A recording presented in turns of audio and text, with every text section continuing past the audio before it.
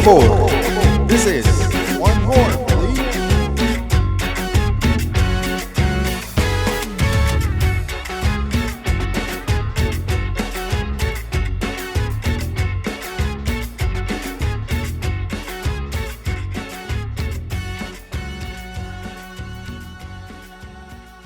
Hello, and welcome to Otra, por favor. Otra, por favor. How are you today, Coque?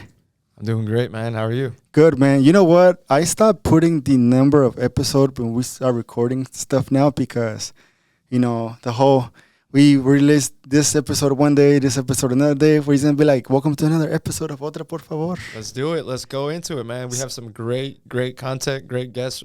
Introduce, man. Yeah, man. So as you guys know, the purpose of our podcast is to highlight anything that has to do with football, culture, and life. And today it's another guest that pretty much has all of those three in one. You know, he's going to share his story from his upbringing, but however, besides his life, he also has this amazing work as a photographer. You guys know him. He's been putting out some good shit over at, like shooting out of the Q2. So without any further ado, our guest today is Tony Fuentes. What's happening? How y'all guys doing? What's good, man? What's good? Thank y'all for having me. How are you today, Tony? I'm good. It's been a long day, but we got the Chavez, we got the guys. Hey, we're good. we're gonna end it on a high note. Yeah, Right, yeah. sounds good. Yeah, it's one of those that it starts pretty quiet, and then it builds up from there. Yeah, I But- can feel that going right now. Yeah, man. Yeah, dude. Thank you for coming by. I know we first met this year. It was during one of the games. I had seen your work, and I had seen you started doing work with We Are Some TV, and I was like, man, this guy's killing it. Like just in the pictures and everything. And then but I really didn't know you personally until one day we ran by, and like, hey, what's up, Tony? And you're like, what's up, dude? And then you sent me a message just like, oh shit, you're rich, my bad, dude. Hey, so the first time, right? We're crossing paths, and he's like, "What's up, Tony?" And I'm like, "What's up?" And then finally, like later on, I'm on Instagram and I see it was him, and I was like, "Oh shit, that's you." That's Richie. Yeah. Yeah, man. Ahí la cara de chacal que traigo. Yeah, man. Well, I appreciate you. And then after that, I think you heard one of the episodes, and then you hit me up like, hey, dude, when can I, come by? And I'm like, dude, let's do it. So I'm glad you're here, man. I appreciate y'all having me here.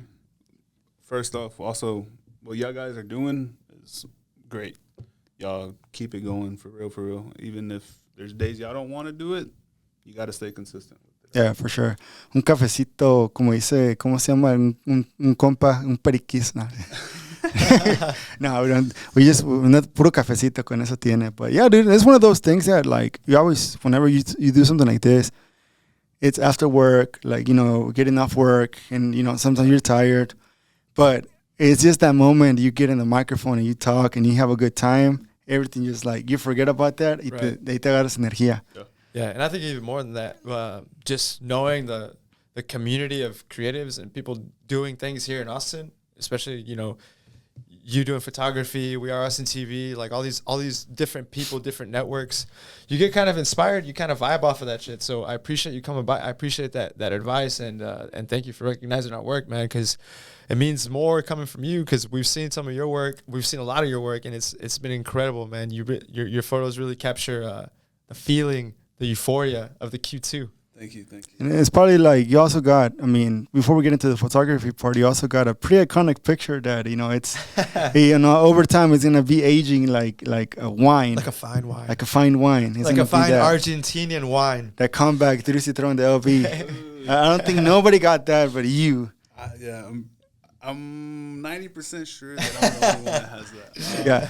And if they have it, they haven't posted it. So until then, I'm the only one who has it. You're man. You're sometimes everyone that looks at like, say for example, people in the stadium, why are these guys doing pictures? And like for moments like those, for a highlight, that can be forever. I don't know, who knows? Maybe, we've seen it with the pictures that happened when Diego scored, Digite scored. They turned those into tifos.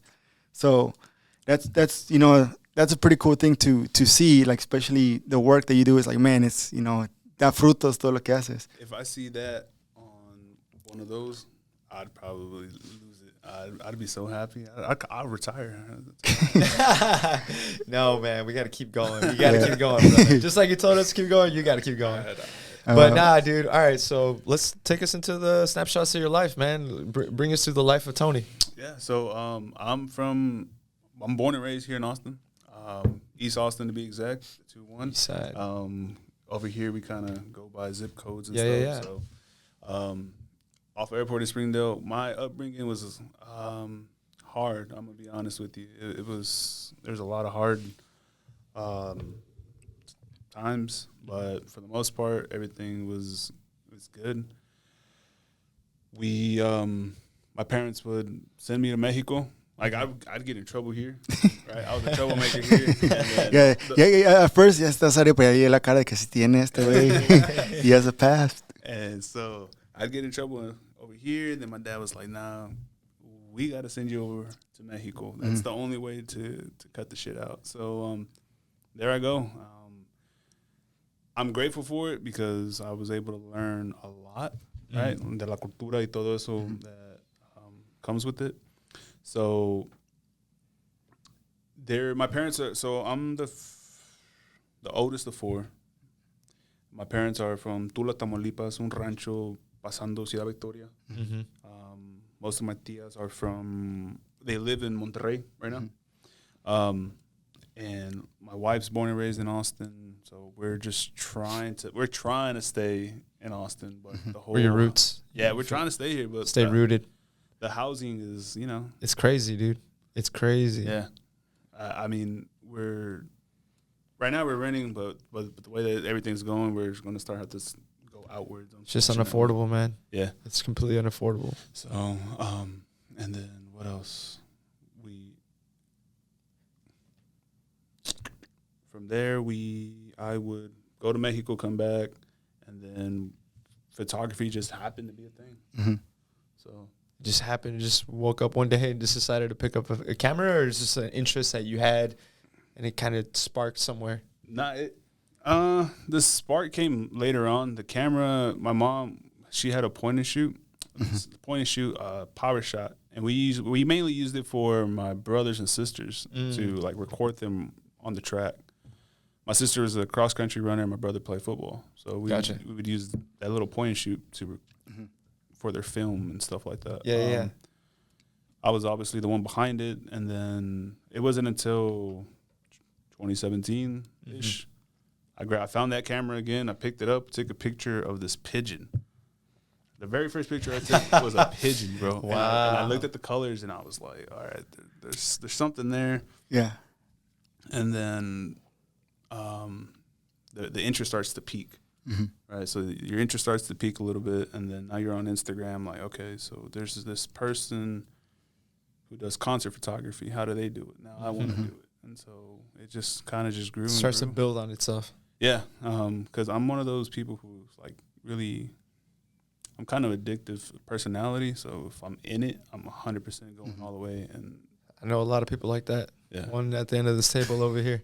Hopefully it's a good addiction. Right? Yeah, it's a good addiction. Getting into good things. Yeah. So right now I'm in the meme, sharing memes. Yeah, I wake up and I get like 50 memes from Richie from his all-nighter. This dude last night, man, he's blowing up my phone. Dude, yes, he's blowing up. He's blowing up everybody's phone, sending like funny videos and memes and shit. So I'm looking at my phone. I was like, man, I want to tweet at you and be like, hey, somebody get Richie off his phone right now. I got fired from the Otra, por favor, Twitter department. Oh shit! Yeah. All right. So what's the question? We got a little off track. But man, dude. So you're talking about you got addictive personality. Yeah, you got addictive personality. You know, talked a little bit about your upbringing, some of the trouble you got in, some of the Mexico trips you did. Pick up a point and shoot. Take a picture of a pigeon. Changes the trajectory of your life a little bit. You know, little by little. Who would you have thought that moment you took a picture of that pigeon that you'd be taking pictures at Q2? No. You could tell me that, hey, you're about to start shooting professional. There's going to be a professional team here in Austin that you're going to start shooting pictures there at that stadium. You could tell me that, and I'd probably say no. Nah. Yeah. Because early on, I was like, it was just one of those things where a lot of people, they pick up a camera, right? And they kind of eventually by themselves, they fade away. So I thought that was going to be me. But then once you start to go into these concerts, that's how we started. I started into a concert and then another concert and then another one. Obviously did the concerts because they were free shows. Right. For me. But that's kind of how everything just kind of started. But yeah, to say that, hey, you're about to start shooting stuff for Adidas or you're going to start shooting stuff for Austin or for at Q2 Stadium, like, nah, I would have never believed you. That's something that, well, I mean, besides, like, say, before we go into that, you as an older brother, what is something you felt like, because we had a guest in the past, she was the eldest of her siblings, and she would just feel like everything will fall on her, you know, sometimes all the pressure. Do you had that, like, say, you know, from life or from your family where, like, you're the oldest one, so you have to set up the precedent for everyone else? Yeah. I think that's what also helped me stop trying to get into trouble because obviously my brother and my sister, we're about 8-7 years apart. So during that, I'm at an age where, me vale madre, I'm going to do what I'm going to do. And they're at the age where they're going to just be easily influenced. So I kind of figured that out, and I was like, all right, well, I can't let my brother see me do certain things because then he's going to end up just getting in trouble like I am. Yeah. Or my sister, like, I want I want a guy to respect my sister for who she is, right? So things just kind of just, as I grew older, things just kind of just switched around. So, and then now you're trying to set the bar for certain things, right? As the older brother. Hopefully they do it better than I did because I for sure messed up here and there.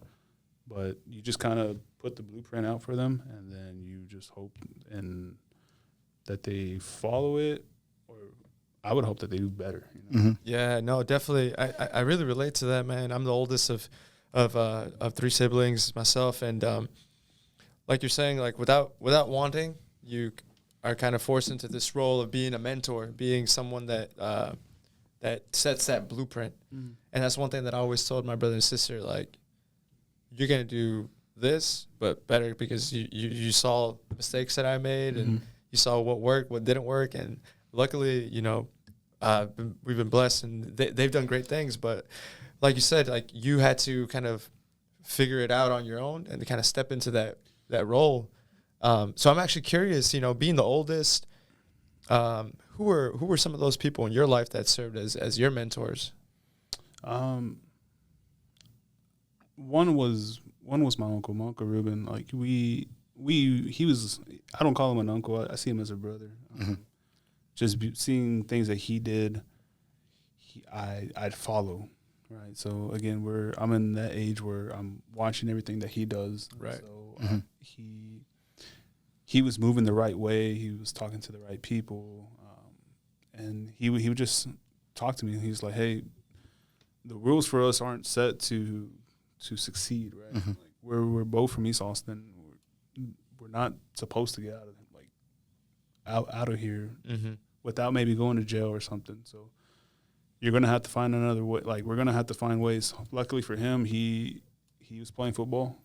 He did his thing in football, and then by that time, my parents had found some land in Kyle, and they were able to move me out. And that's where he ended up going to high school. Was in Hayes County. So yeah, shouts out to my uncle for all that because he was always Uncle Ruben. Yeah, my Uncle Ruben, man. He was always in my ear. The times I did get in trouble, he's like, hey, he'll call me. Hey, what the fuck are we doing? Yeah. And I mean, and then I'd be like, all right, well, you're also getting in trouble. He goes, yeah, but you're supposed to be better. And then the person after you is going to be better than you, and then the person after them will be better than them, right? So that's how I see it. like I know my youngest brother, who's 16 at the time, like he's not gonna have to go through the things that I had to go through. So hopefully by the time that he's my age, ya tiene todo hecho. Like he has everything set. How old are you right now? 30. 30. That's good. It's still a good age. It's one of those that 30s. I always say 30s. You feel like older, but actually life gets better. In the 20s, you're trying to figure out yourself, but by 30s, you have an idea of like, okay, this is where I'm heading. Yeah.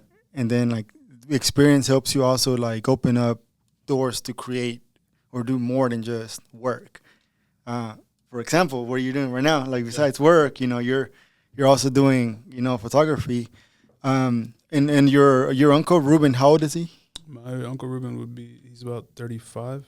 So it's a 5-year difference. So that's why you saw him more as like an older brother. Yeah. In a way. Because of the age was pretty close. Yeah, because growing up, my parents lived with my grandma.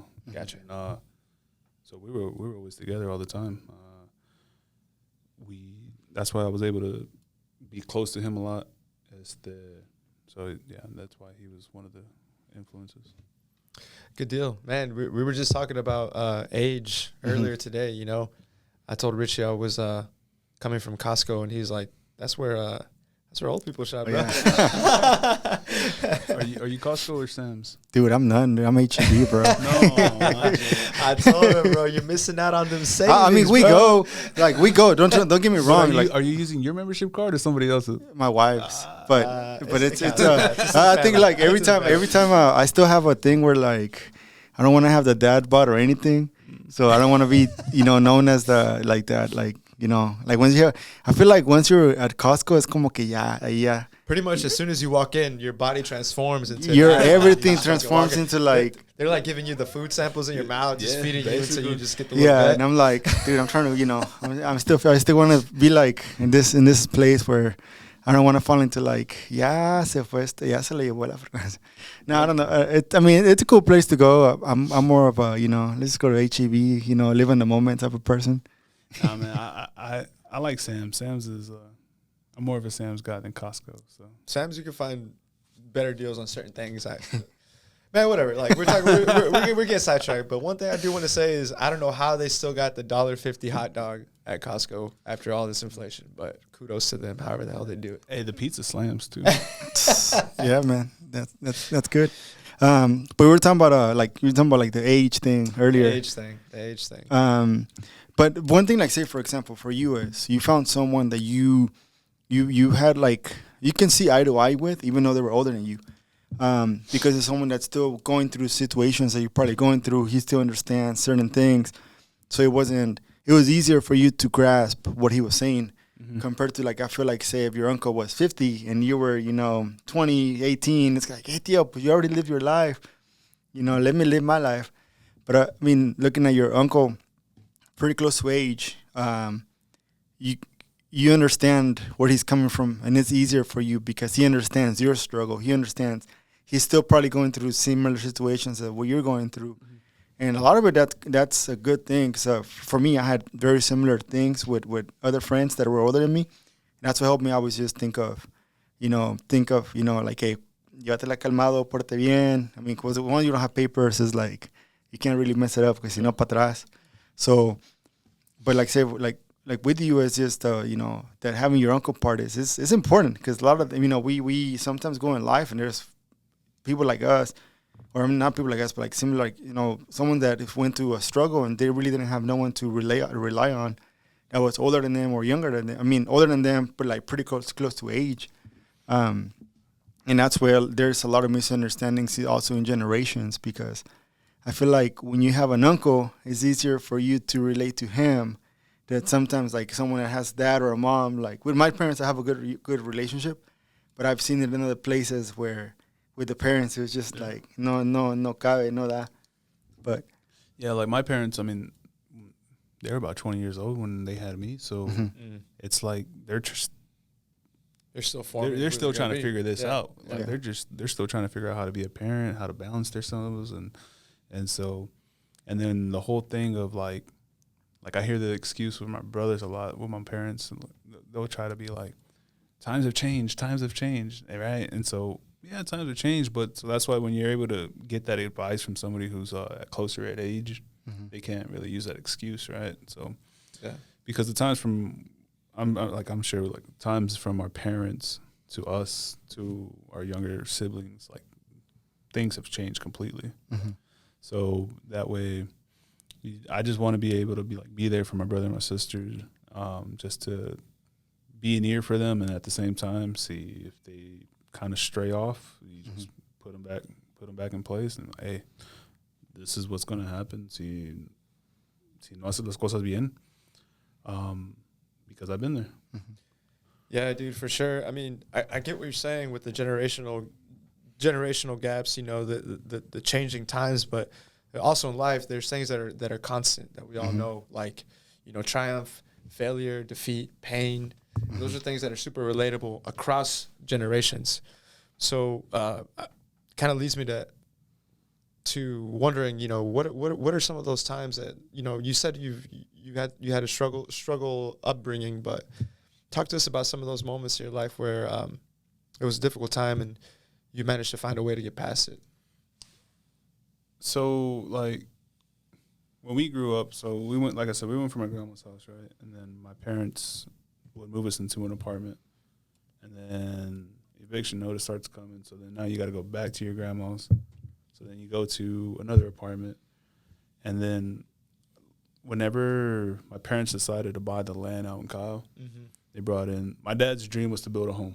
And thank God that he's able to do that now. But they brought in a trailer mobile home, this huge trailer mobile home. And since my dad's a construction worker, he could fix everything, right?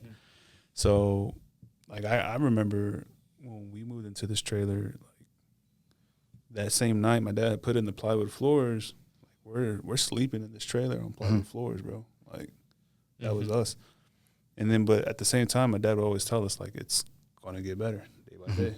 So, I mean, the struggles that we had to deal with then, I've always known that no matter what we're going through, we're just have patience, just have faith, and just take it day by day. It's gonna get better no matter what, right? So that's just kind of how I live now. It's just you worry about the things you can't control, because when you start to worry about all that other stuff, you just give yourself more headaches. Right, it's too much. Yeah, too much to think about. On top of what we already have. You're already dealing with, man. Well, thanks for sharing, man. That comes from the heart, and we appreciate you know, being honest and sincere, man. But I could tell that those moments really kind of built your character and who you are, and it tells a lot about who your family is too, man. Fuentes family. So my respects to y'all. Thank you. That's good, man. And whenever you were young, eras bueno para los trancazos, so it's just one of those things. You look like you can throw down. You look like you got a good hook. Okay, so I got in a fight when I was a kid, right? And he was talking about my grandma. And I was nah. So, you can't get Yeah. So the only thing that I knew what to do was, like, I was watching WWE at this time as a kid. So me and this kid, like, we square up, and the only thing I could think was do a Stone Cold Stunner. So I kick him in the stomach. And then, like, I turn around and I get ready, but then, like, I kind of froze up. And I was like, okay, what do I do? Like, does he fall on his ass, or, like, this? How does this work? By the time that the dude knew what I was doing, he, like, hit me with the right hook. Or with the right hook, and I was knocked out. I lost my first fight, man. Hey, damn, in front of my grandma's house, bro. After he talked shit. I could see your grandma be like, "Ay, bye." Yes, No, it's all good. My uncle was there, and he was able to catch him. So Uncle Ruben coming through once again. Nah, dude, that's a funny story. Damn, I remember one time there was a kid who would bully me. Like, we'd play basketball, he'd bully me. He was a little older than me, and one thing he used to like doing was like talking shit and, like, about me and my family, like, the whole time we were playing basketball. And then right before he'd leave, he just flicked me off and run away.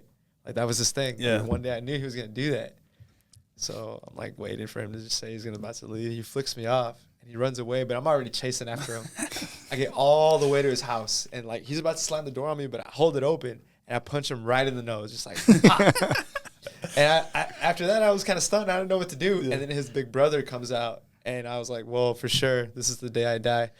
But I managed to get away from him in time. But it just reminded me of that story. It's like an old memory that you just unlocked right there. Yeah, man. That one comes in replay every now and then. It's like, damn, I lost my first fight. It's all good. You win some, you lose some. Hey, keep yourself humble.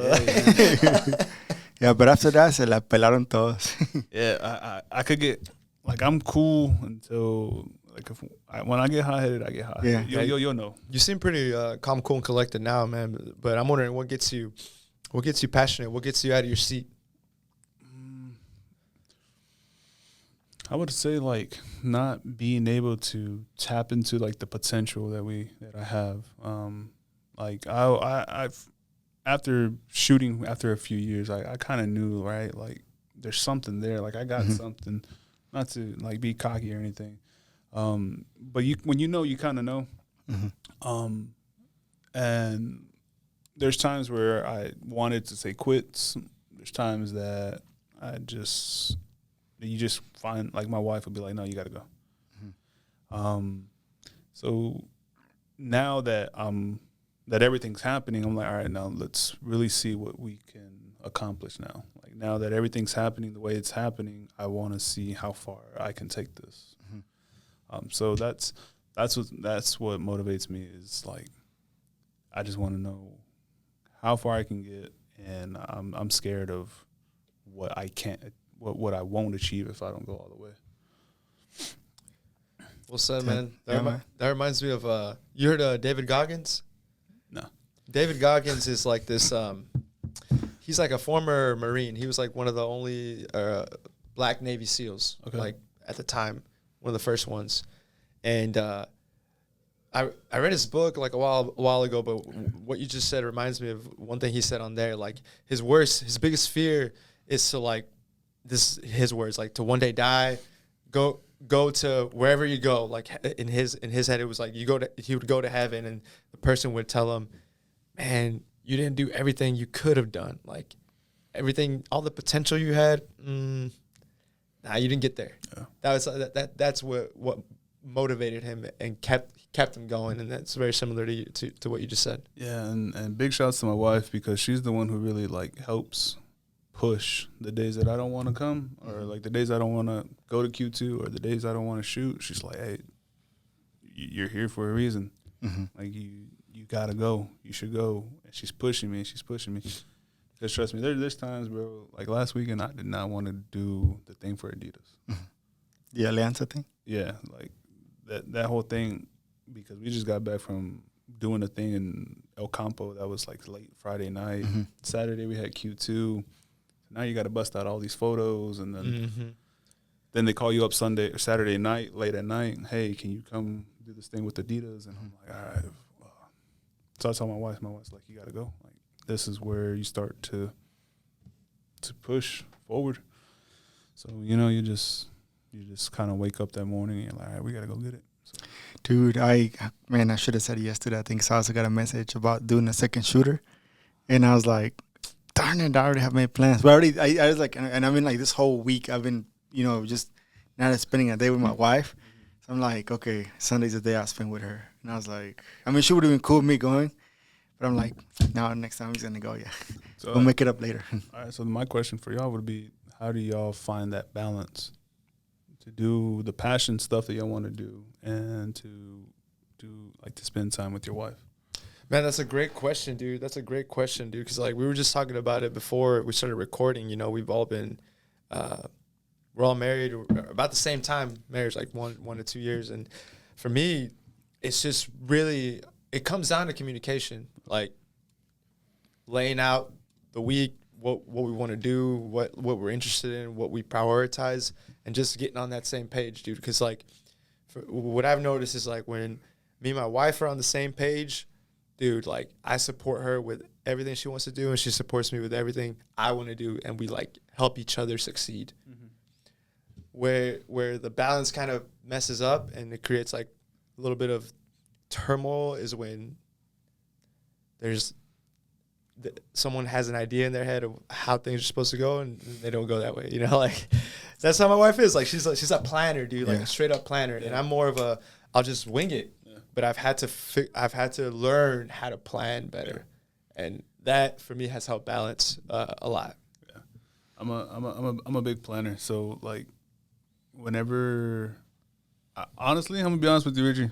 I was like this close to be like, all right, this podcast thing is not gonna work because like when I say I'm a planner, like I'll look up the location hours before, man. Like I'll see what it looks like on Google Maps or whatever. Yeah. And like, I just like to know what's going on, what to expect. Yeah. Because if not, like my mind's going crazy. I'm like, all right, man, What's gonna happen? what's he gonna ask me? Like, Yeah. No, it's one of those things that I'm glad you're here, man. Yeah, dude. I'm glad you made that decision to come through, dude. Dude, I think like for me is, I mean, I'm busy with this, with photography, work as well. I have a full-time job, but we bought a one of those erase, and write calendars where you redo the month, add the numbers and stuff. So from that, as soon as we get it there, the month starts, le metemos. And like I have literally, we started September with stuff already in mind, cleared up the erased everything from August, put it in there. And I look at, my weeks, I'm like, damn, it's like, I'm glad like I had this because like I already know in my mind like I have it. So it's for her to get an idea like, hey, this is what's going to happen. But the days that, we have planned to do something, or the days that I have an idea like, okay, I got to stay home and do, cut the grass, help with, folding laundry, cleaning, the backyard or whatever.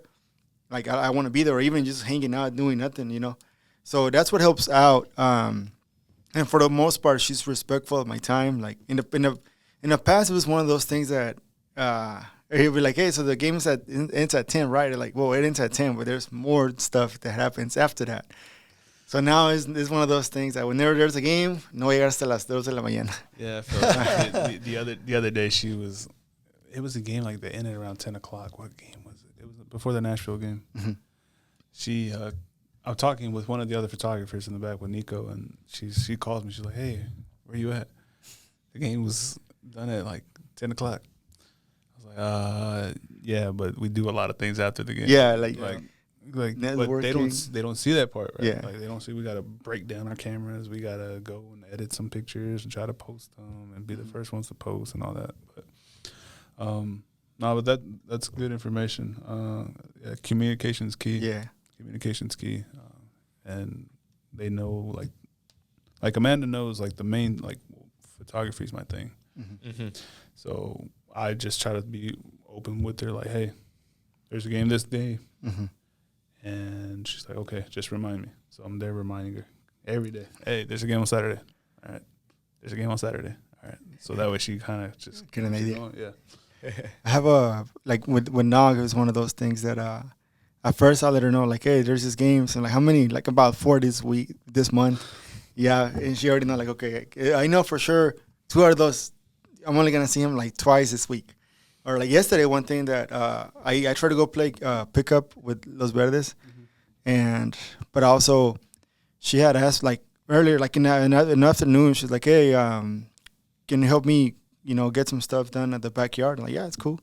So we got it done, but it's one of those that if you do that, I feel like it is helpful. And also when I get home, I try to also help clean whatever I can. So that's another thing that no este güey no hace nada. So at least the kitchen's clean.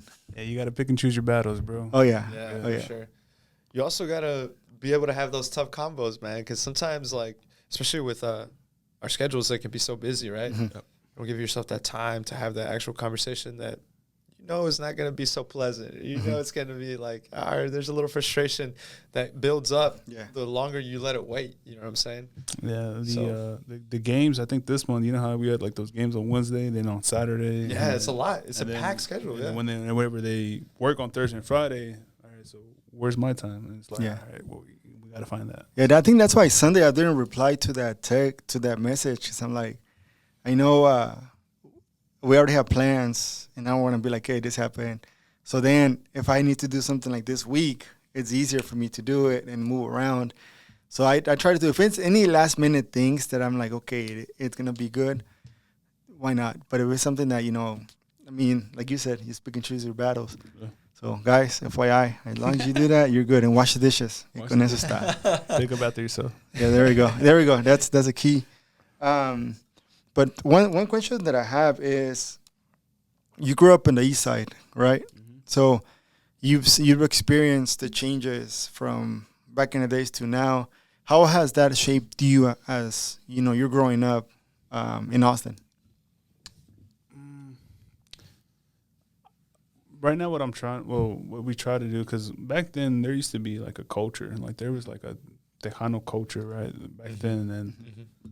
now it's not that anymore. There's like not.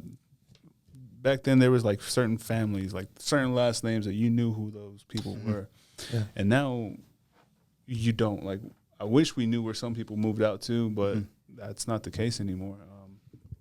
But now, I mean, now you drive and there's a laundromat that me and my mom would used to go to. Now that's a apartment complex. Right? Yeah. So it's like seeing all of that has been real weird. Yeah.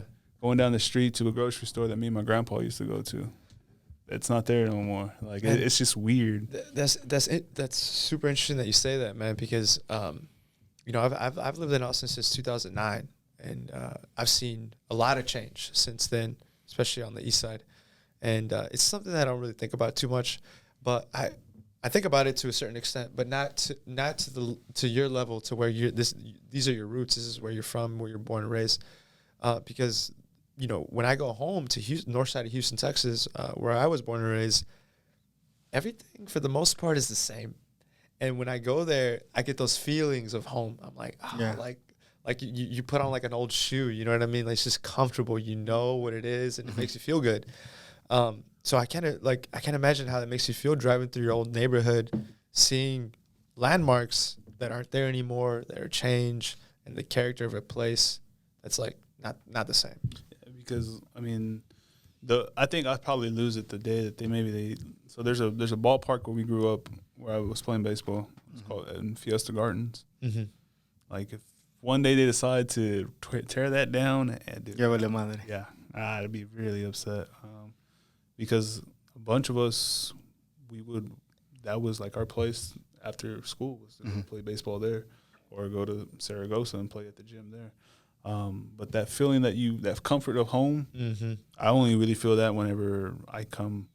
Now when I go to my parents, because nothing's changed over there. Right. Like, I could take the back roads, I know where everything's at.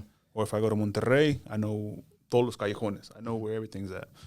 If we go back to the rancho where my dad's from, it's just it's that home feeling, Right. that I don't no longer feel no more. Yeah. What would you say Austin is now, or what's it becoming in your quick little summary of like where it's going? I don't know. I know it's a tough one, but I feel it. I mean, it's watered down. I don't want to say, like, I just don't want to throw it on the Californians, right? Like, oh, it's like watered down L.A. Like, watered down LA. Richie Like- would be able to tell you what it was in California. I mean, I've been there once, but I don't know. It's now congested. It's just not that feeling anymore. That whole keep Austin weird thing, like, It's not there. it's not there Yeah. anymore, man. People just kind of just come and they do what they want, sort of say, but they're just not. I don't know. It's really hard. Like, they're just not respecting what used to be there. Yeah, I agree with that. I went to an event, and in the past, when you go somewhere here, it was more relaxed, more laid back. But I went to this one certain event. It was cool. It was it was nice, but it still had some pretentious vibes, like where in the past you can go to a bar, and you don't have to like say you kind of everybody was to their own thing, like whatever but everyone was cool. But here's one of those that you have the people that do this, como que te barren con la mirada, and it's kind of like, yeah, this is starting to to feel like a little like Dallas, kind of. Yeah, I feel it. Like, there's times where like I go into certain, like, if there's like certain functions and stuff, like if I go into a certain room, I could feel that. I could feel that feeling, like, what are you doing here, type of thing. Yeah.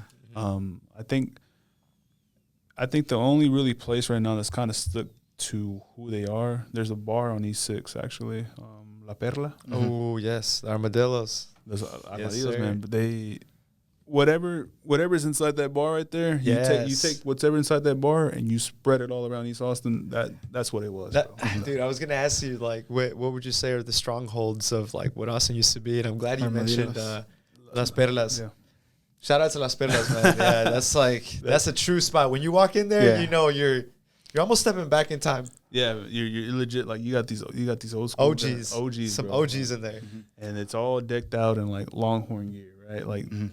and you see them, and like all of a sudden, like the resemblance of like my grandfather, and they kind of kick in, and then you're just like, all right, I could sit there for a few hours, Oh, bro, yeah. just sitting there, just like, man, this is what it used to be, and I don't think we're ever going to be able to get that feeling anymore. I think it's up to us to, even though Dad won't be there 100%, to still keep that shit, because the moment that starts going away, then also they're gonna, like, people that are here are gonna feel like once they take it out, it's kind of like, why don't we have all this stuff? Like, well, you took it out, like we should have not done that. Like, that's what's gonna happen eventually. But one thing now, that was a good actually bridge to what I wanted to get is, as a photographer, you're saying earlier, like you pretty much said that sometimes you go into these places that it feels like, you don't belong there, but you're jumping into, as a photographer, a lot of the times, you're knocking on doors. What was the first time you recall going into your first door? You recall like a first door you knocked, and it's okay, this is me and my work, and you don't have this imposter syndrome, like, man, I don't feel like I'm good for this, but I'm like, you know what, I'm actually meant for this, or you know what, I should be here. What was do you recall a specific event where you're like, okay, this is where I should be, this is where I belong? I would say recently it was in South by this past South by that we had. Mhm. So right before I started going to Q2 and stuff, I was I had put everything on pause. There was a point where I was gonna legit just call it, just leave the camera and let it collect dust. But then I go into South by, and then I recognize all the photographers who are there. We're all there to shoot concerts, and I'm like, I like her work, I like his work, I like her work, and then you start to think like, am I supposed to be here? Like, what am I doing? Type of deal. So you start to kind of like fall back a little bit, and then we're all in the same pit with shooting Shawn Mendes. And then after I posted my pictures and I start to see other pictures, I'm like, all right, yeah, this is where I'm supposed to be. This is because they're also looking at you like, where you been? Yeah. Like, and then you're just starting to kind of give yourself doubt, so once those pictures come out, then you're starting to like, all right, I feel like my pictures are they're up there with theirs. I think I still got it, so we're good. But same thing with Q2. Like, you walk into the photo room, and bro, there's so many photographers, and you're just like, all right, there's Nico, there's Rudy, there's Rankin White, there's Alex King, and you're like, am I supposed to be here? And so, I mean, after a few games, it took me a little bit to figure it out. But like after a few games, you're like, all right, cool, we settled down a little bit. So, but yeah. Dude, that's how was it, like, say for example, when you first started knocking on doors, you were like, man, well, the process, doing the credential application, and then going in and thank you, okay, going in Modelo. and Modelo, saludos Modelo, gracias por esas cervezas que compramos. Hop Squad, thank you. Hop Squad. Do you recall like the one picture that you were like, man, this is like for the Shawn Mendes, after you came back from taking a break, you're like, oh man, this shit was worth it. Like all of this emotional things of maybe I shouldn't be here, I don't feel like I belong here, to now it's something that I'm glad I stayed. Do you have like a specific picture where you can remember like this was just iconic?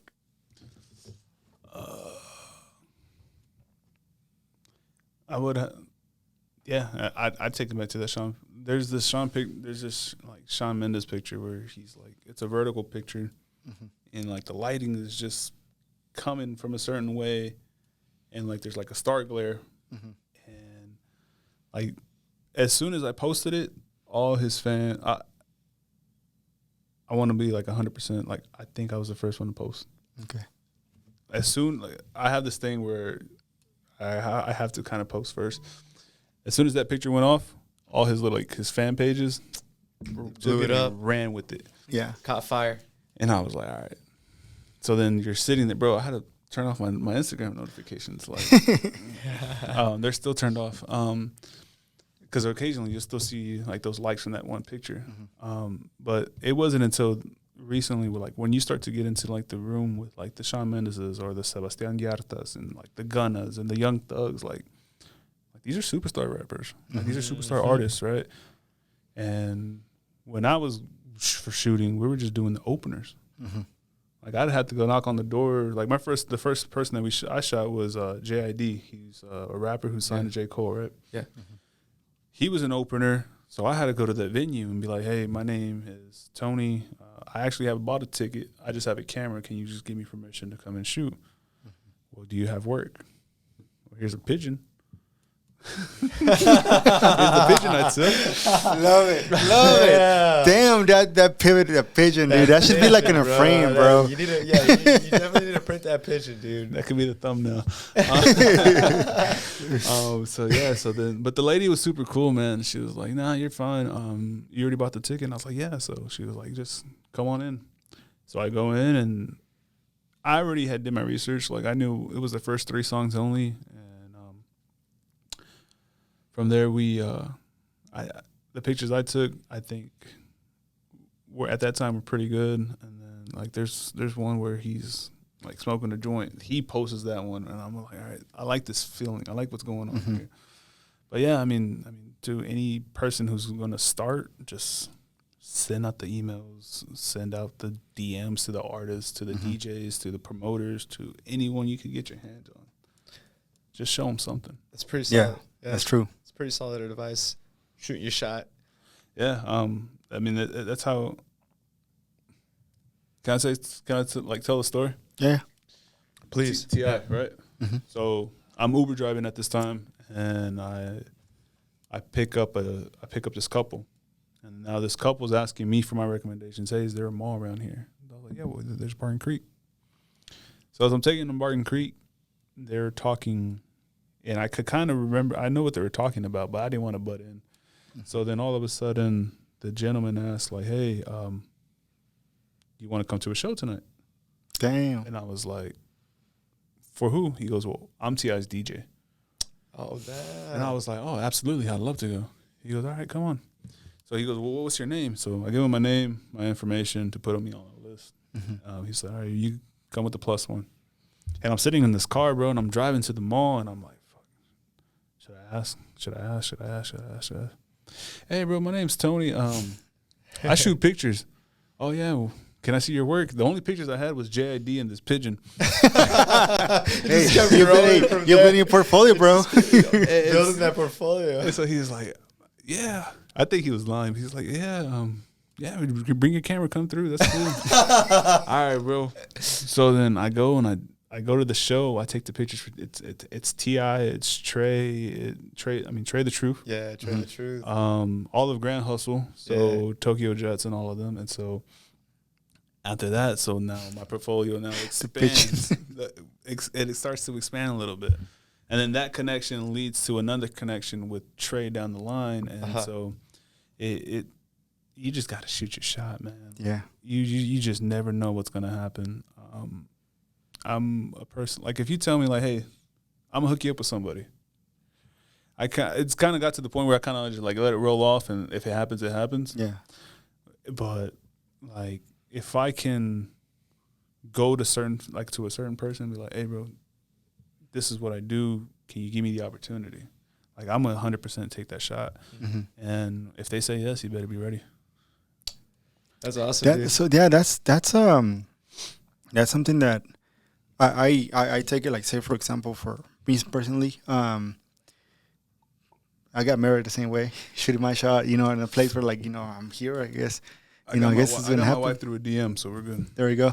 So that, but like literally, that is actually so true, because even when I look at like this podcast, I enjoy what we do, and I'm not in it for like say the most listens or the most views. I'm in it to just give out some good shit, good talks, because someone else is gonna listen to this in the future, or who knows what, and then you're gonna get this. Hey, dude, I want you to come, and here's my space.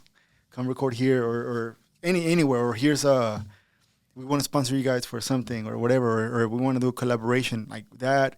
That's something that I have in mind. And another thing that I have is just like with photography. I've gotten a couple of things by just doing the pictures for La Murga, and there's one thing that I can't really mention right now that will get me in trouble, but it's should be releasing pretty soon.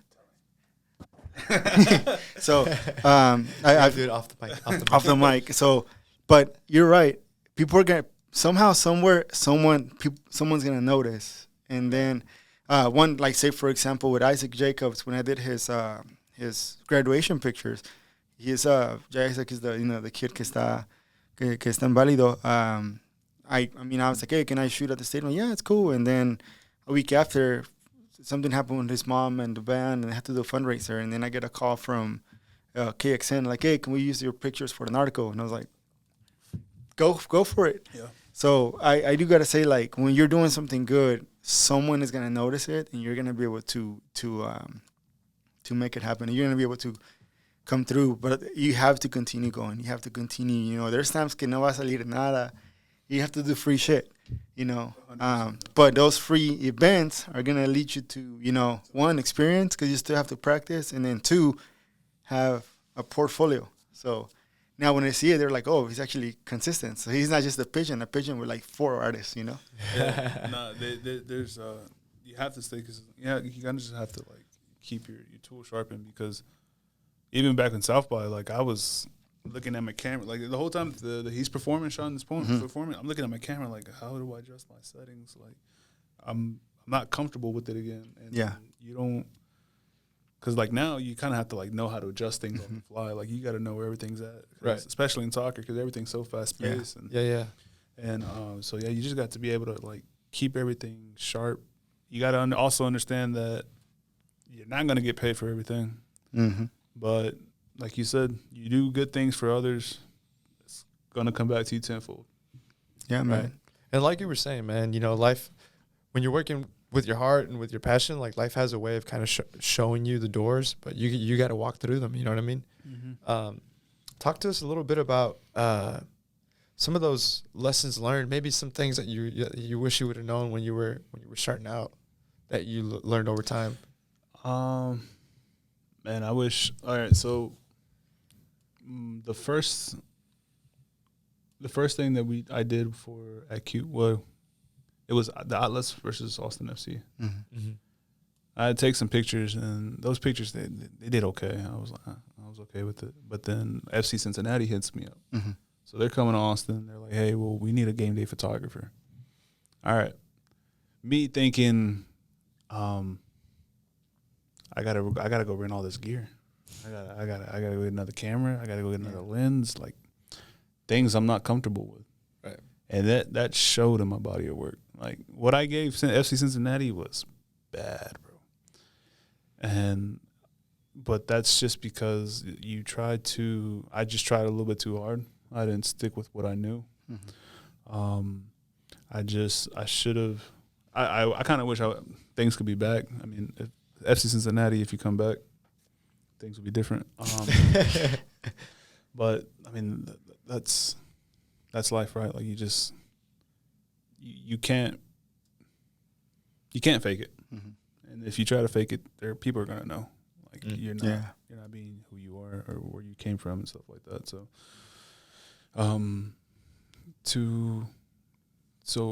sorry, I kind of went off track, but yeah.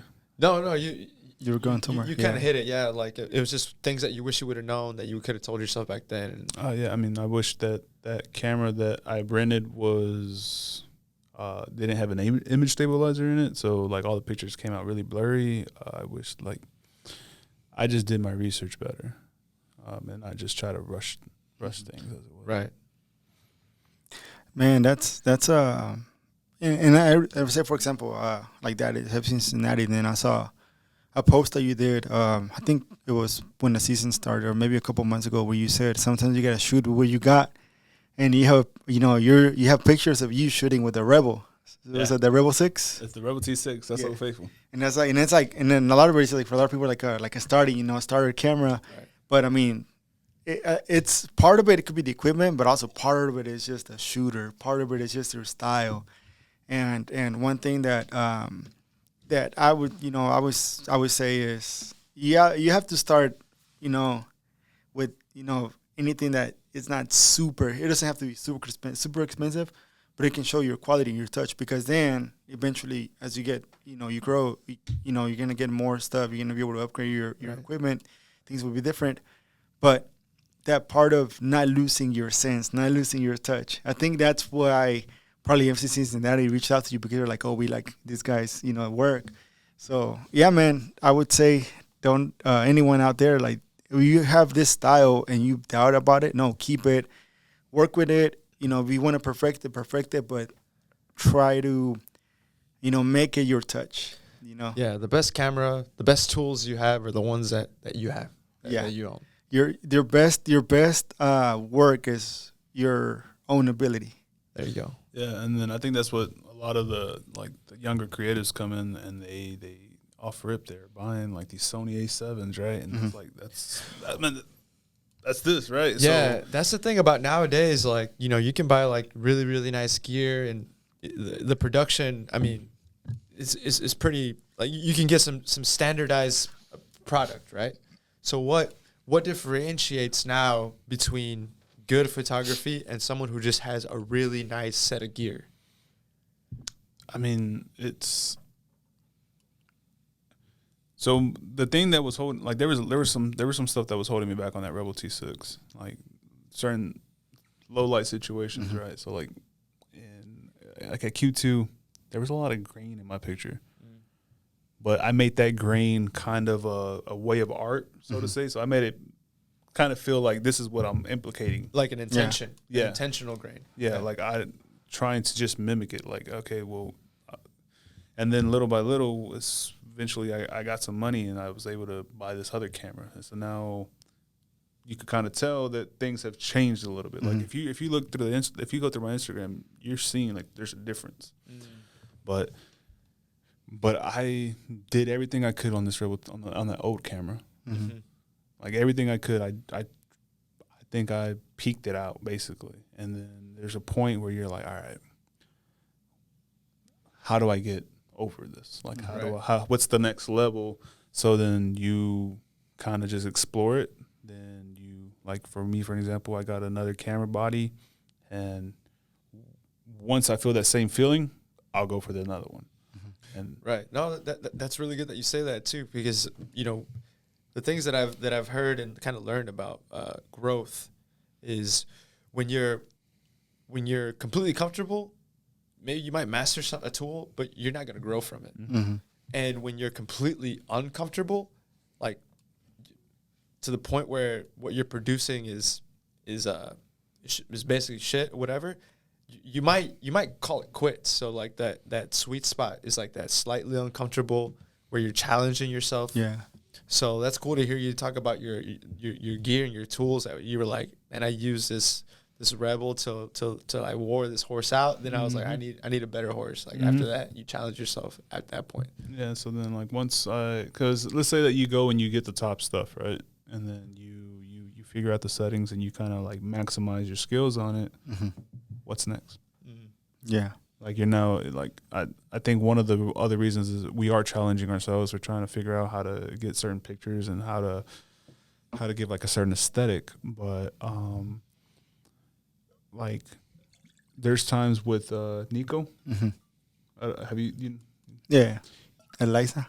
He shoots on a Fuji, like a film camera, and bro, he can give you like colors like crazy. Like, he could give you the aesthetics of the stadium like crazy. And so now my question is, how what are you using? Like now I got to challenge myself Mm-hmm. to figure that out. So just keep on challenging yourself. Yeah. I mean, if you go out and you get the newest gear, obviously you could probably replicate it. But I mean, that's once you max out, okay. Okay. Yeah. And it's one of those things that you can for me is, you can see someone's work and you can, use it as a motivation, but it doesn't have to be like it has to be the same exact thing, because then you're gonna lose focus on what you like to do. Maybe some lighting like you do or Nico does is different than what I like to do, or Duke, or hobby. That's one thing that I saw, like for me when I started shooting, was just looking at Duke's work and what he would do, because we're gonna be doing the same thing pretty much, shooting, and taking pictures of fans and stuff. So I'm like, okay, what is something that is Duke is doing, but it's gonna have my touch, and it's gonna have, this is Richie right there. And then it took a couple of games for me to finally figure out, okay, this is me right here. So now it's good, because every time I talk to Zach or I talk to Duke, we all know whose picture is it. Oh, that's Duke's photo. That's Zach. That's Chris Wilhausen. That's Katie and things. That's Richie's picture. And that's a good feeling. She's like, oh man, like, yeah, they already know this is your style, and then that leads to more things, because someone will come in the future like, hey, I need you to help me shoot this event, and that's what takes it to another level right there. Yeah, because okay, I'll be honest. I did catch myself trying to mimic something that Rudy does. Mm-hmm. So Rudy does this thing with his pictures where it's like a certain tone, right? Like he has a certain tone in this picture, and I try to like look at it and try to mimic it to see if maybe I could put my own swing on it. Mm-hmm. You just can't. Like it's like, all right, well, that's not who I am. Mm-hmm. So you got to go back to the other pictures to see what you did, and then you're just like, all right, well, this is who I am. This is why my followers follow me. Mm-hmm. Why the people who like my pictures like it, because this is me. This is Tony. Mm-hmm. So in like how you said, people are hiring you based off what you put out, not because what you try to copy, or because, like I said before, if you fake it, we're gonna find out. Like and that's gonna be quick, because if I try to do what Rudy did, but Rudy does that every day, Mm-hmm. and then now you're hiring me to be what Rudy did, I can't do it like him. Like, Right. So There's a limitation to imitation. yeah, and so like for the Adidas thing, right? Mm-hmm. There's about 5 of us who are out there.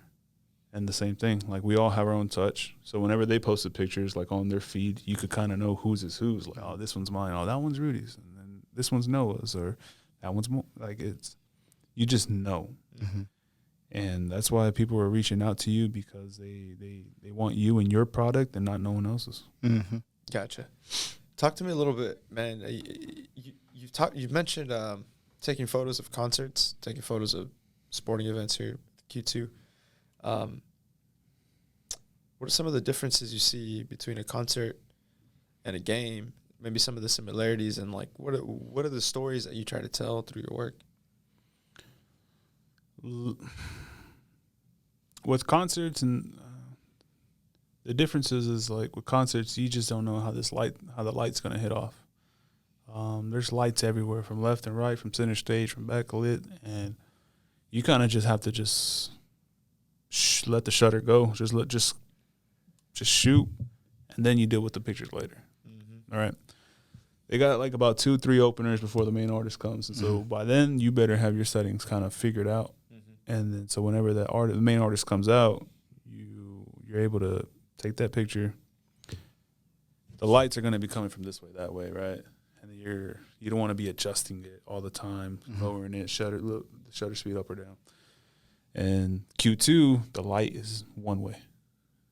So now the only thing I got to think about is just tracking the ball, making sure that my shutter speed doesn't drop a certain spot, because if not, the picture's going to get blurry.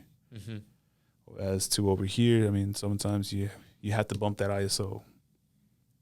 But if you bump it too high, then you're going to get too much grain, and then it's low light situations versus professional lighting. So, and then luckily over here with concerts, it helped me. It taught me how to work on the fly. Because over here at Q2, when the lights go green, I have yet to capture the picture, but when the lights go green and you take a picture with what you were shooting when the lights were bright, your picture is dark. Yeah. So you have to learn how to drop that shutter at a certain spot, and that's the sweet spot. But I have yet to get that one. But that's concerts and sports. I would say kind of go hand in hand, but I personally think I'm a better concert shooter than I am sports. Do you enjoy that type of work a little bit more?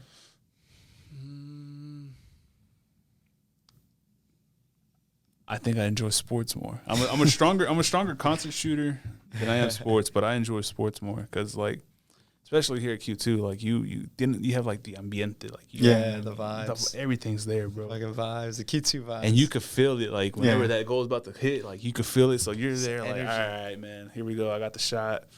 I catch myself ball tracking a lot. I'll put the camera down and I'm just watching the game. Oh, there goes the goal. And so, but yeah, I think I'm a stronger concert shooter for sure. And then I enjoy sports because I grew up playing sports, right? And then the second part of your question was telling the story. Yeah. Lately, I'm trying to figure that one out. Whenever Drusi got hit in the mouth, and then he scored that one goal, then he puts up the shirt. Yeah, so I'm trying to all right. I'm trying to show you. Okay, he got hit. He's pissed. He scores, and now he throws up the jersey. I'm trying to compliment. I'm trying to show that, but I can't. I don't really know how yet. So in that specific moment from when he got hit and he scores and we come back, there's about a good 8 different sequences that happened. And a lot of it is just, it's hard because in those 8 sequences that happened, it was only a minute or 2. So it's one of those that tienes que estar al tiro because you want to, for me, is you want to capture the fans, but you also, want to make sure where they're going to be celebrating that and who are they going to be looking at, and how are they going to be, reacting to the goal. So it's right there. I think whenever you figure that out, you would be it will take you to another level, because now you won't just be shooting, people kicking the ball around and running. Now you're going to be showing in a specific moment. That's the thing, if you think about that sequence that you just described with Drusi getting elbowed and scoring and that celebration, if you wrote it's almost like a comic book. You write the comic book, but people that create comic books and stories, they have the story in here and then they create the snapshots. What you guys do is you're seeing the story unfold and you have to catch it. I have to catch it at the right with all those factors that you were describing, the light, the distractions, the 1,000 situations that are happening on the field, where are you going to point, where are you going to shoot, your settings.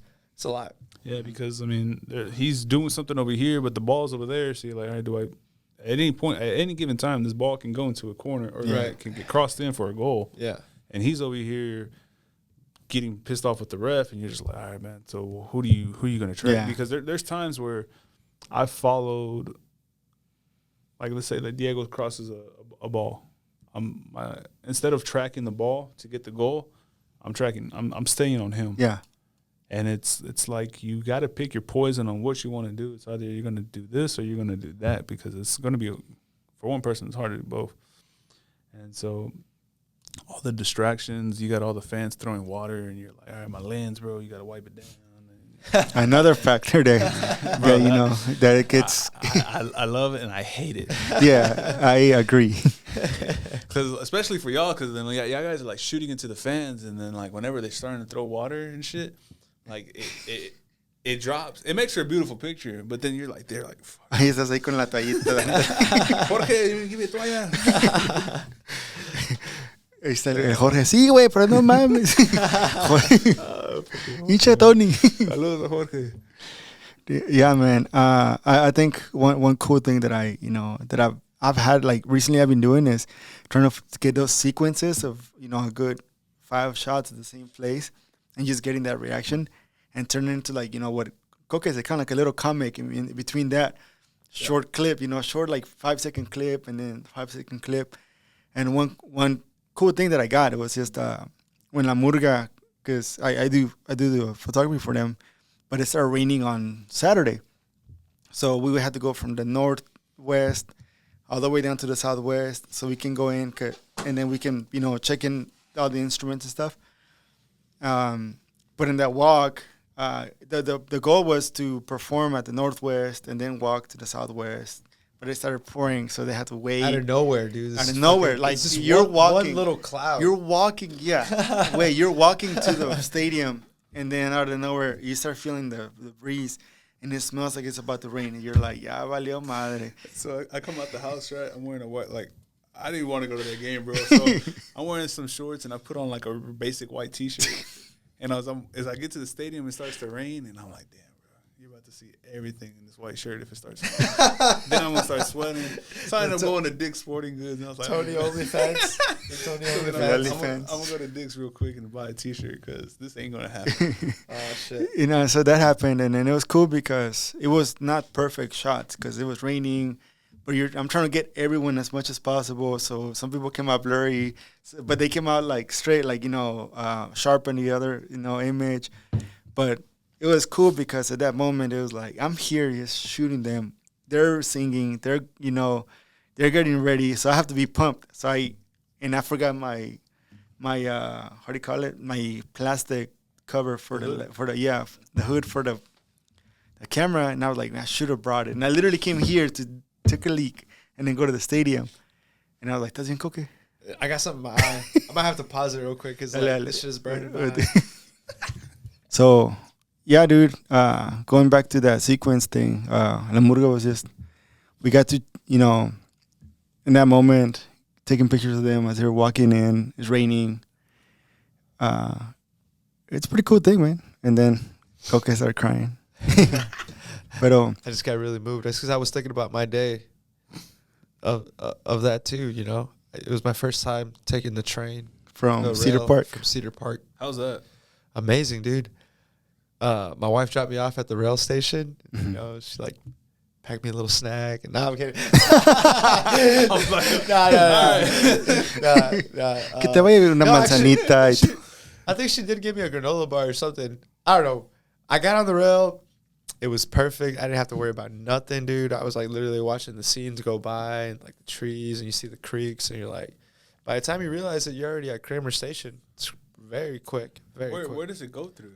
So it goes through, I think it's like, I get off, there's like a Leander is the most northern spot. Then it goes to the Lakeline spot. That's in Cedar Park. And then I think there's like Howard Station. Okay. Crestview, and then Kramer. Okay. So those are the spots. But it takes you, like you don't see highways or anything for the most part. You're like in the middle of brush and trees and like there's That's like dope. creek and like you're in like a residential area at some point. You're like, what the fuck? I have no idea where I'm at, but I know I'm going in the right direction. That's actually pretty cool. Like I'm getting tired of the traffic, bro. Dude, yes. That's the thing. I didn't want to drive. I was like, you drive from East Austin here, or where do you drive from? At the moment, right now, I'm driving in from South Austin. But it's like South Park Meadows. Okay. So when you said 7, I was like, all right, fuck, now I gotta get on Moped. Moped's a bitch, bro. it is. Yeah, Evo Moped. At Evo Moped. Right. We're looking at you. Yeah, actually, that's a pretty cool account, dude. Like, see, like that's that's one of the accounts that I'm like, okay, I see your point of view. That's what you want to be. Nah. At Evo Richie. At Evo Richie. Keep that on your personal account, bro. My personal. Yeah, man. I've been. I got the Twitter department of Otra, por favor, pretty much already took out the rights from me. And, you're on probation, bro. So I'm on probation. You just gotta come check it every night. So, hey, Cascante, please unblock us. That was me. I take it. I take it. You want me to add him on that one because he follows me? Go ahead. I'm a good guy. It was just a moment. I was just mad. He was in the moment of heat. Yeah. But hey, I do it because you know what? You know, the moment we become bigger, like bigger than LAFC, we're gonna get a lot more criticism. So I'm just helping people prepare for now that, you know, give you guys a little bit of sparring. Yeah, córtale. Yeah. Hey man, there's one thing that I do is I don't hold back. My wife is like, he's like, you don't have any, no me callo y no tengo filtros. Like, he's like, I mean, I'm very conscious of what I say and what I do, but no tengo filtros. But I try not to be disrespectful either, you know. But every once in a while, I like to throw como buen chilango. There you go. De barrio bajo con pasiones bajas. Yeah, dude. So back to that day, dude. So I get off on Kramer. I go to Hop Squad, and I'm chilling. I order a fucking what did I order? Una torta.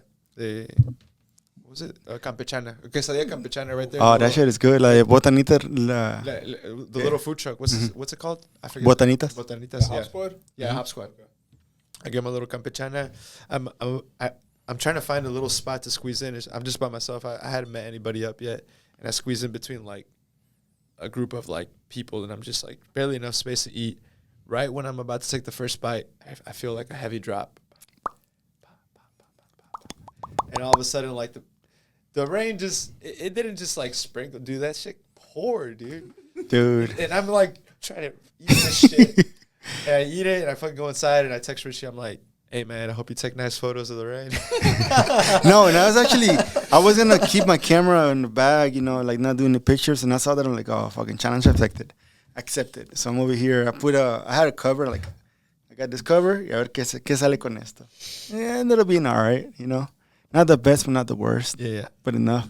No, I thought it was gonna pass because usually like the big raindrops, that means it's just a cloud. It's right? just one cloud. Yeah, it was just one cloud. Can you get a little closer?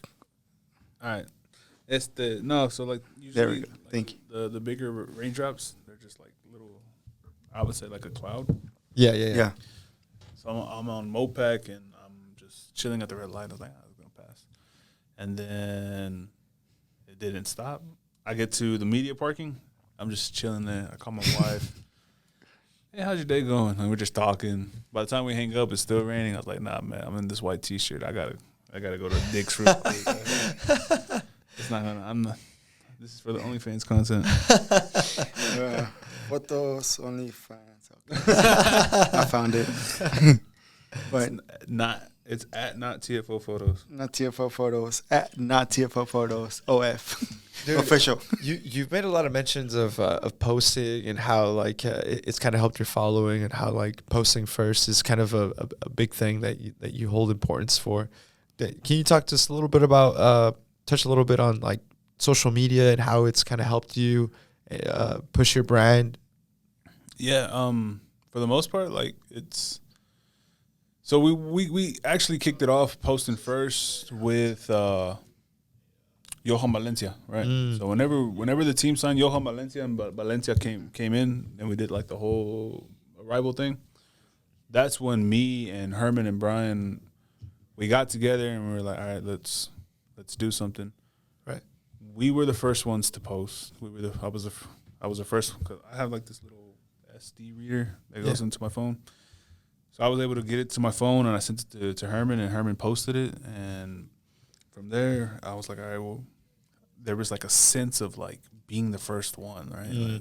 Like, sorry. And so then we kind of.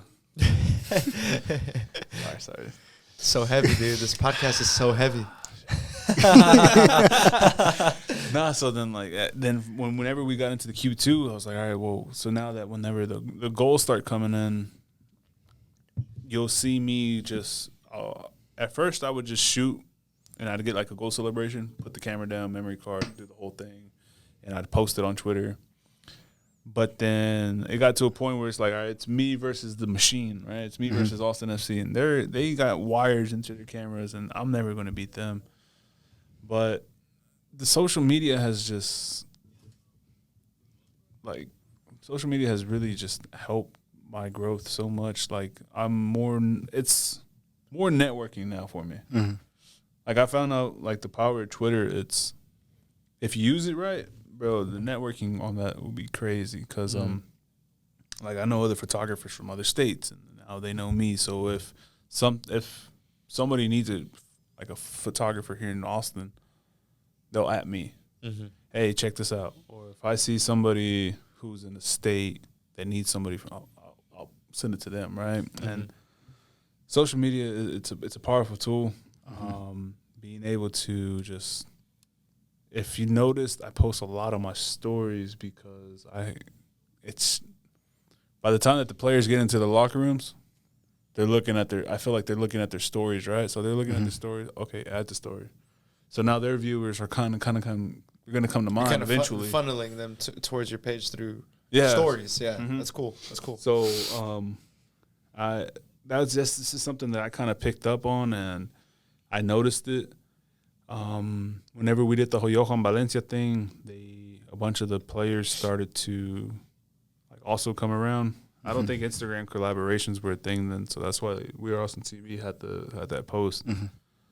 But again, they only have the ones that I sent them, and then once I had time, I got home, I was able to make like a little short clip of Valencia coming out of the SUV, shaking hands with Ryan, going to like it's like a whole sequence of photos just all the way through to him holding up the Listo ATX, I think that's what it is.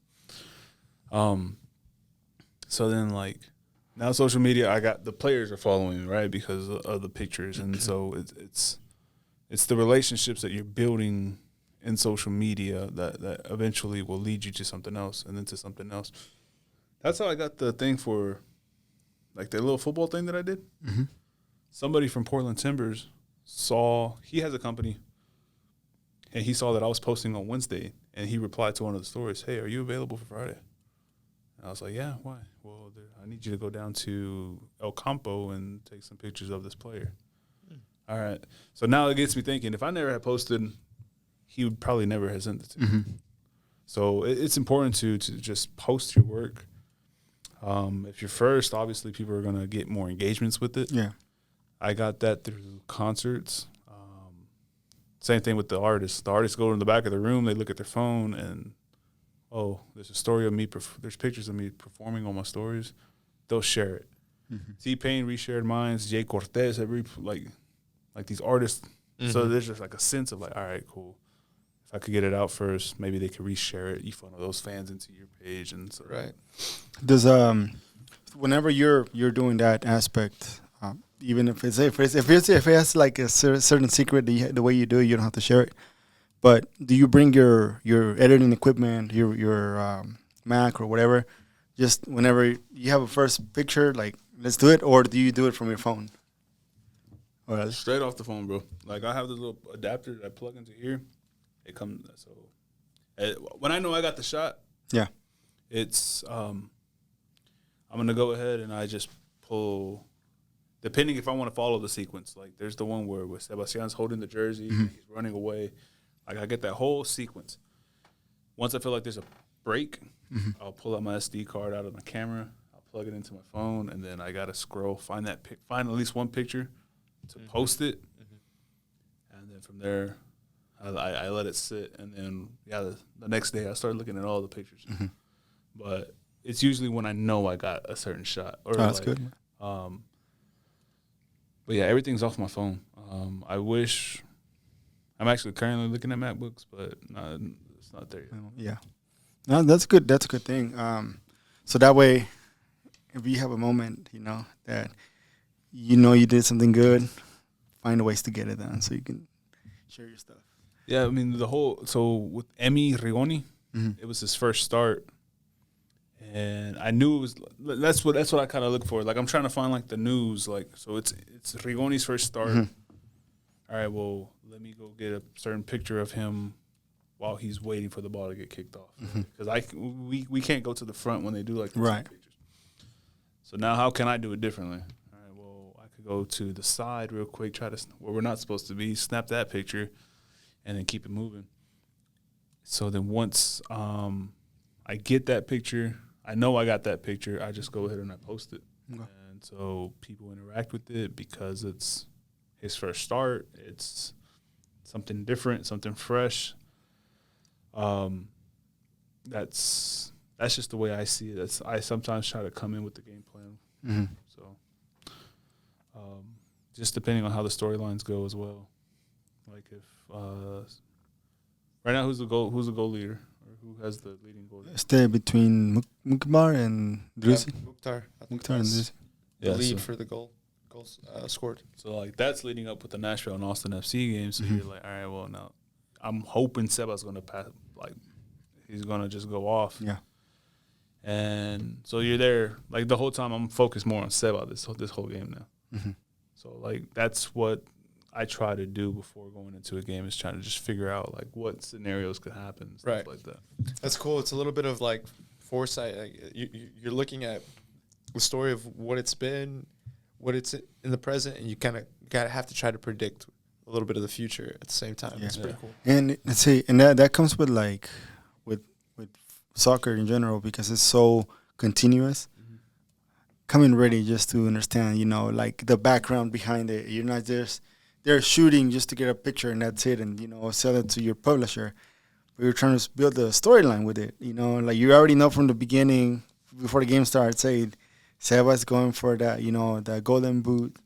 So let's find him in his moment. But that's pretty cool, man. And now when it comes to like collaborations, or like say with other creatives here in Austin, or like say in the music, how has that been for you? Is it one of those things that you feel like it's been like a competition type of thing, or a community type of thing where everybody uplifts everybody? I take it as more like a community. That's good. Friendly competition. Mm-hmm. Like we all know who's strong at what, right? Mm-hmm. There's certain people who are stronger than you at certain aspects, Mm-hmm.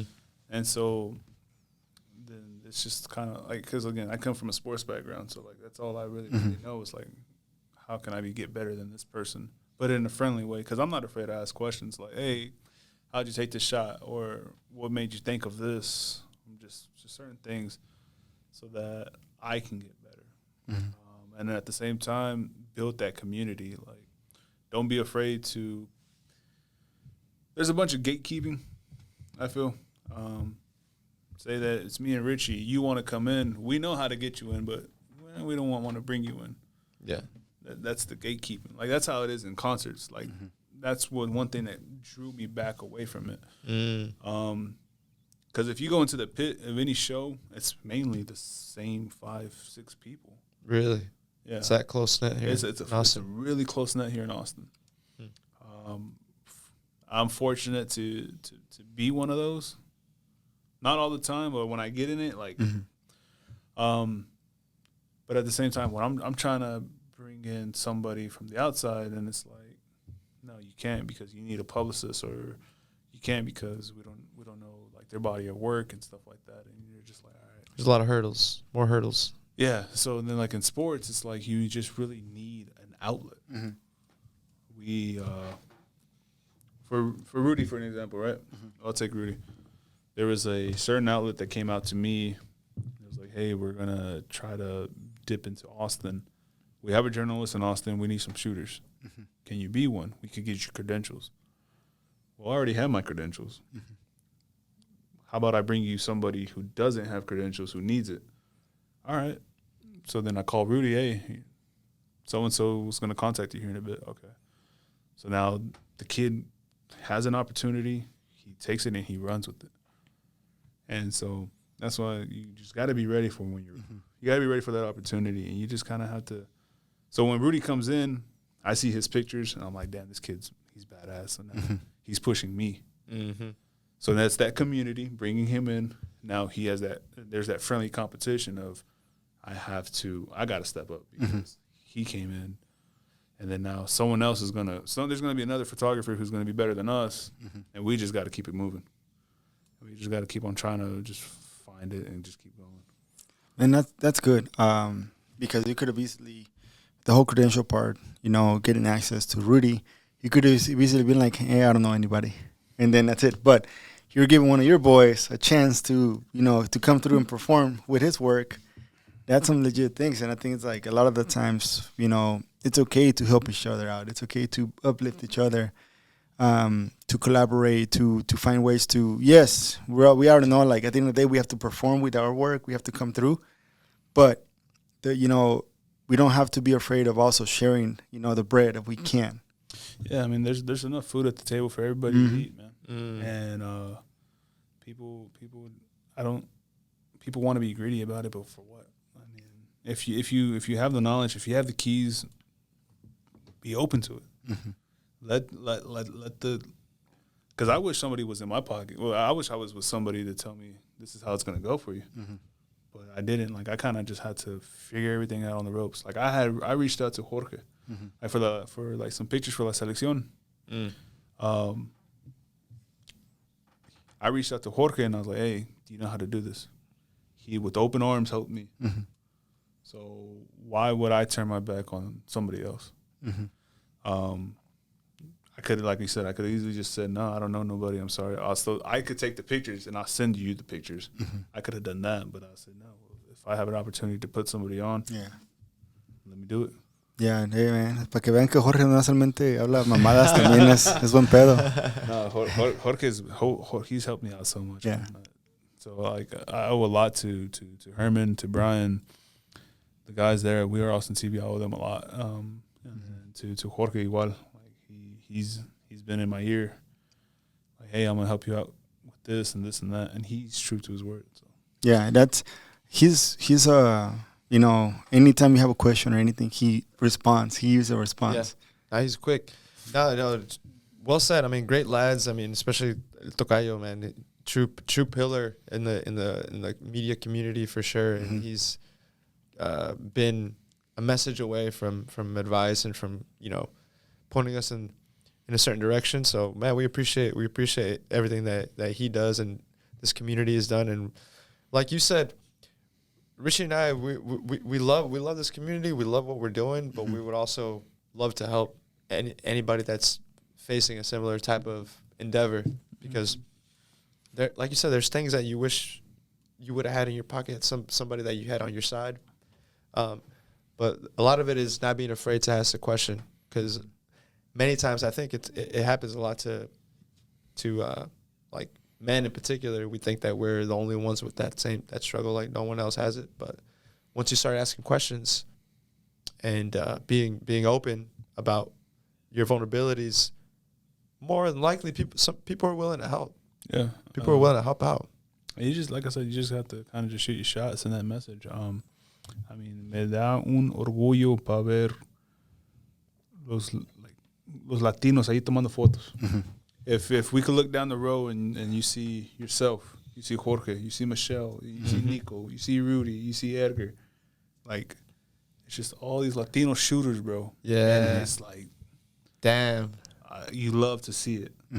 And so, like not only like bringing the kid, like bring Rudy in, but like it's raza. Yeah. Like and for raza to get into this space in particular, it's so hard. Yeah. So if I can help anybody, by all means, if I can, I'm gonna do it. There's no reason for me not to.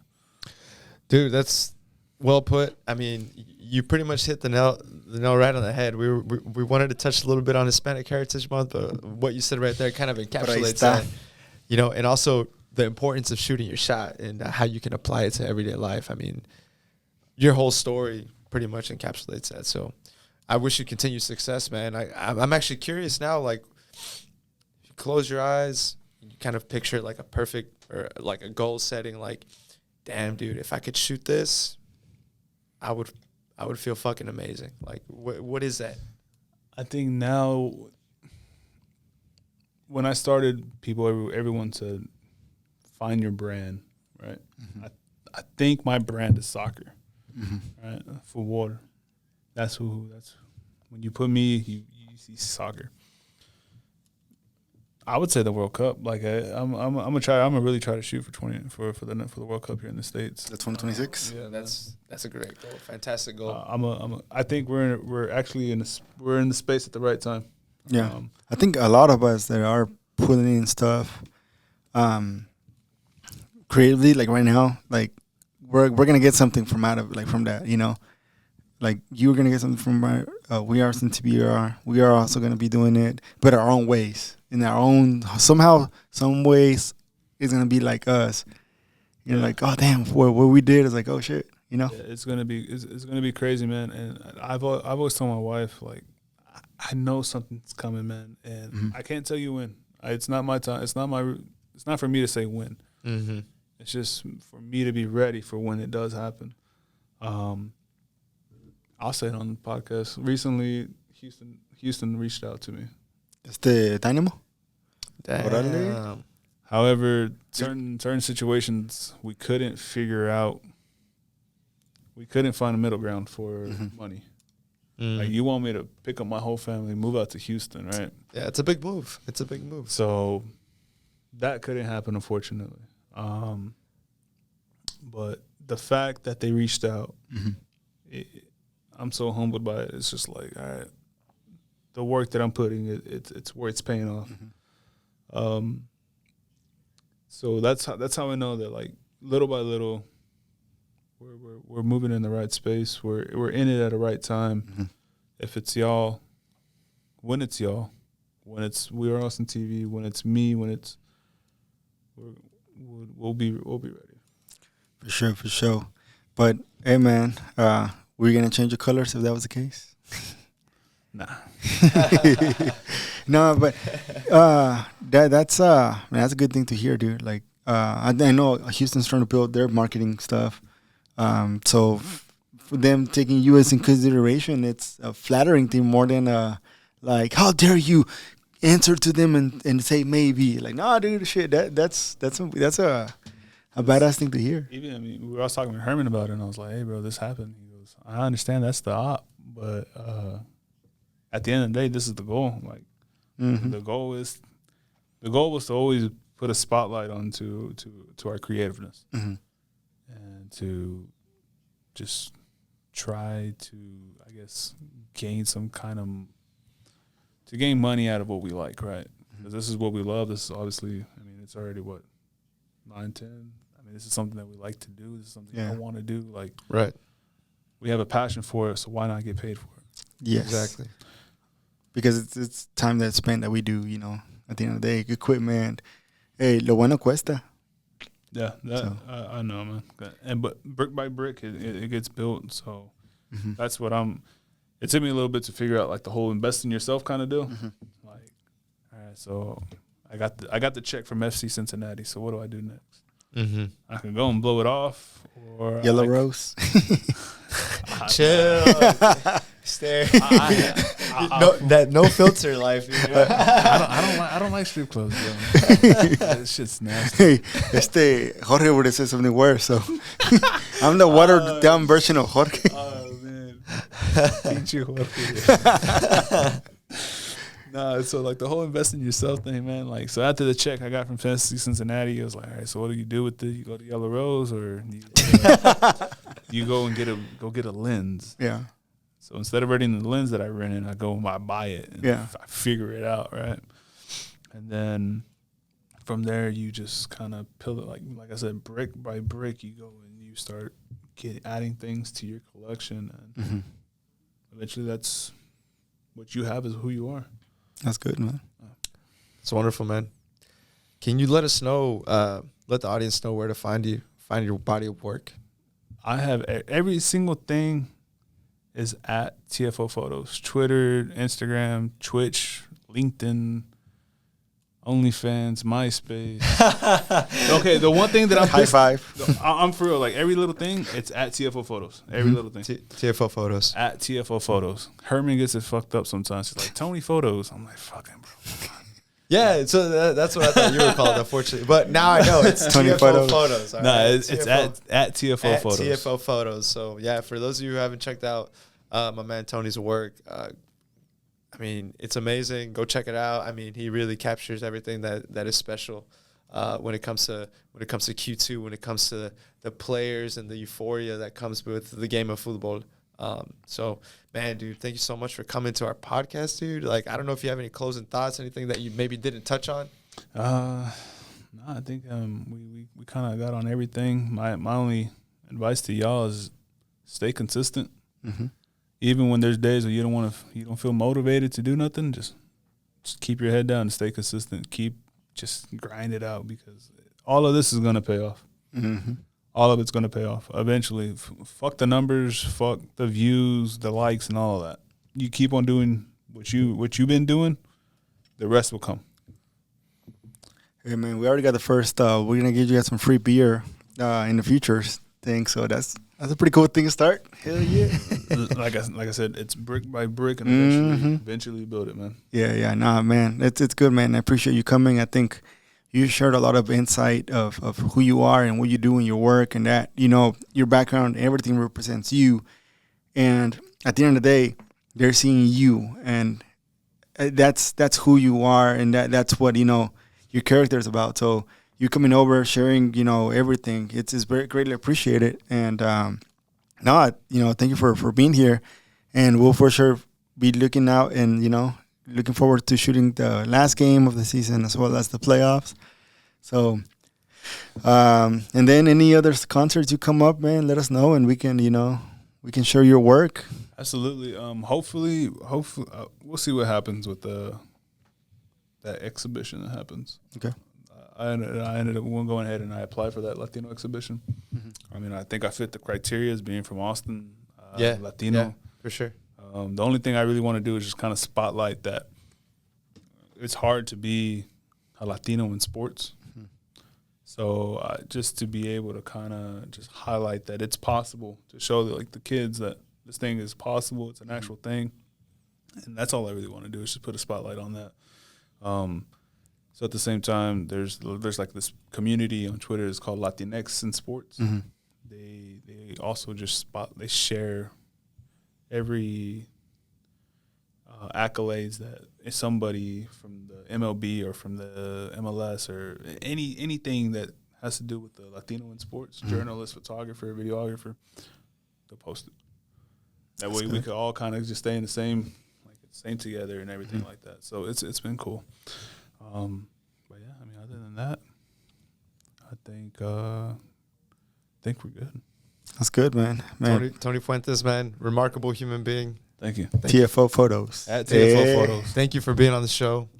You've hit us with some solid advice, man, and we're inspired. We're inspired by you and your work, and we wish you nothing but continued success. And thank you. You reach all your goals and even more than you could ever imagine. Yeah, man. I mean, everything is from the man upstairs, from God. I mean,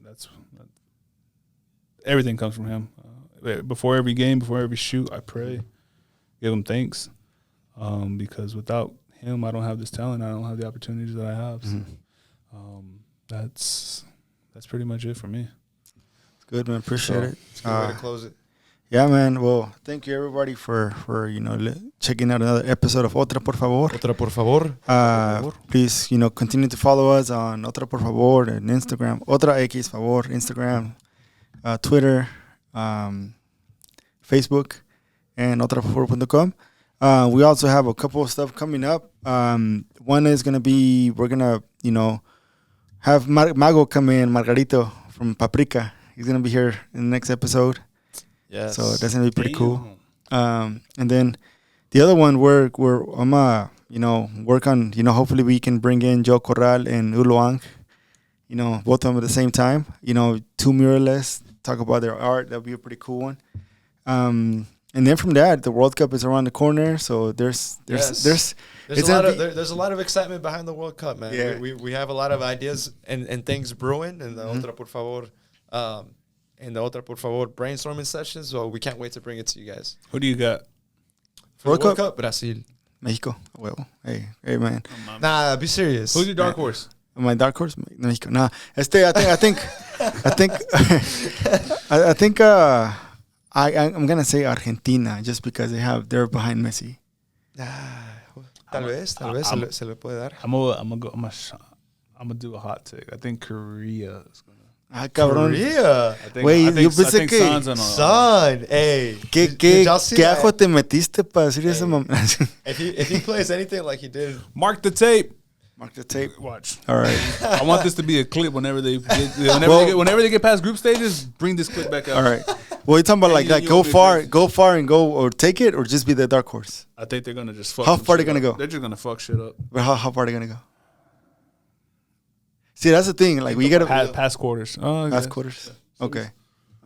That's a good. They get to quarters. They get to quarters? They get out the group stage. At least the quarters. Okay. Yeah, but they're not gonna make. I don't think they make it easy for any team. I mean, they won't. I mean, la vez pasada le dieron a Alemania una repateada. I do think San's in a good space right now. That kid is. You know what? I gotta like Mexico is.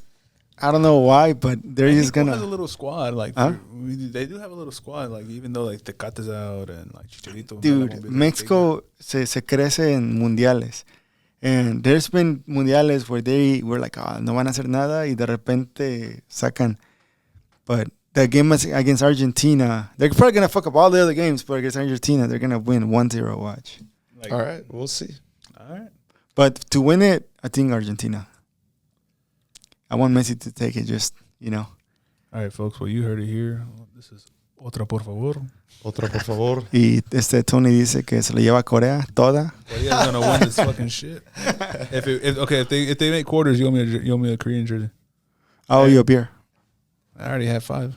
I'll give you 6. All right, sounds good. All right. Ahí se cuidan, se portan bien y adiós. Arriba la América.